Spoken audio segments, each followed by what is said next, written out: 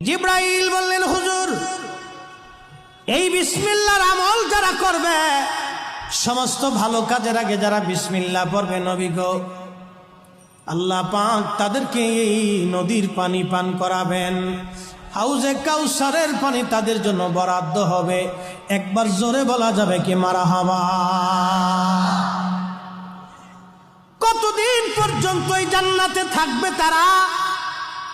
কোরআন শরীফ সাক্ষী দিচ্ছে, আমার আল্লাহ পাক বলতেছেন, খালিদিনা ফিহা আবাদা।